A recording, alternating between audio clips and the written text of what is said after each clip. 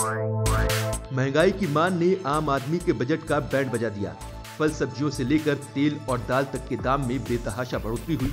लेकिन अब इस महंगाई को काबू करने के लिए मोदी सरकार एक्शन मोड में आ गई है।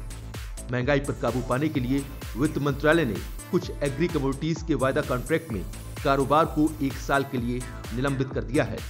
वित्त मंत्रालय ने कुल 7 कमोडिटीज की वायदा ट्रेडिंग पर तुरंत प्रभाव से रोक लगाने के निर्देश दे दिए हैं।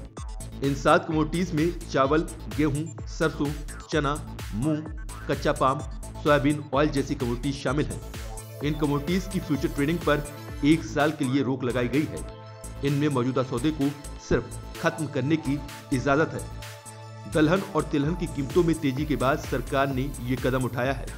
इनकी कीमतों को काबू करने के लिए सरकार ने इन कमोडिटीज के वायदा कारोबार पर रोक लगाई है। सरकार के इस फैसले से वायदा बाजार का संतुलन कमजोर होगा। इनमें आप नई पोजीशन नहीं बना पाएंगे। हालांकि पुराने कॉन्ट्रैक्ट को फ्लिप स्क्वायर अप करने की इजाजत होगी। अगले आदेश तक फ्यूचर्स और ऑप्शन के नए सौदे लॉन्च नहीं किए जाएंगे। हालांकि चना और सरसों पहले से ही बैन लिस्ट में था। यहाँ पर आज सोयाबीन के सभी डेरिवेटिव कॉन्ट्रैक्ट जिसमें सोयाडेक्स, फ्यूचर ऑप्शन ट्रेडिंग और साथ में क्रूड पाम ऑयल को भी इसमें शामिल किया गया है। कहीं ना कहीं देखें तो बैन करने की वजह से हम देखेंगे कि जो रिस्क मैनेजमेंट की का जो सिलसिला है वो यहाँ पर कुछ थमता हुआ दिखाई देगा। Futures market generally price discovery के लिए देखा जाता है और यहाँ पर जो इंपोर्टर एक्सपोर्टर होते हैं वो अपनी पोजीशन को हेज करते हैं और रिस्क को मेंटेन करने के लिए किया जाता है। कंज्यूमर इन्फ्लेशन 3 महीने के उच्चतम स्तर पर पहुंच गया है, तो वहीं होलसेल इन्फ्लेशन भी 12 साल के सबसे उच्चतम स्तर पर पहुंच गया है। नवंबर में सीपीआई यानी खुदरा महंगाई दर बढ़कर 4.91% हो गई। इससे पहले अक्टूबर में रिटेल महंगाई 4.35% पर रही थी। खाने की चीजों की रिटेल महंगाई नवंबर में बढ़कर 1.87% हो गई।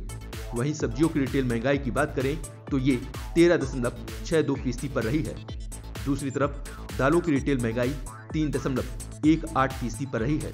वहीं तेल और एनर्जी की रिटेल महंगाई नवंबर में 13.35% पर पहुंच गई है।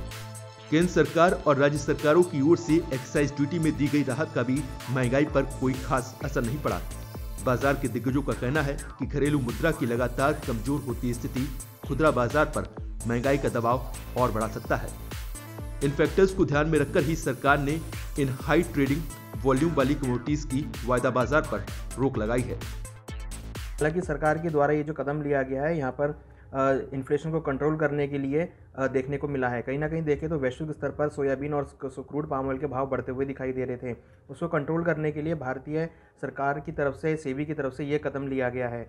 हमें लगता है कि इस कदम की वजह से फ्यूचर ट्रेडर जो मार्केट है वो थोड़ी सी नाखुश रहेगी और जो इंपोर्टर एक्सपोर्टर थे जो इसको हेज करते थे और अपना रिस्क मेंटेन करते थे उनको भी यहाँ पर कुछ निराशा देखने को मिलेगी। रसोई पर इस महंगाई का सबसे ज्यादा असर हुआ। पहले जहां लोग हफ्ते में कई बार घर पर या बाहर से मंगाकर स्पेशल खाना खाते थे, उसे अब घटाकर हफ्ते में 1 दिन तक सीमित कर दिया गया है। यानी जिस खपत की ताकत पर हमारे देश की अर्थव्यवस्था दौड़ती है और अभी रिकवर हो रही है, उसमें महंगाई बड़ी मुश्किल बनने का खतरा पैदा कर रही है और इसी खतरे को रोकने के लिए सरकार ने ये बड़ा कदम उठाया है।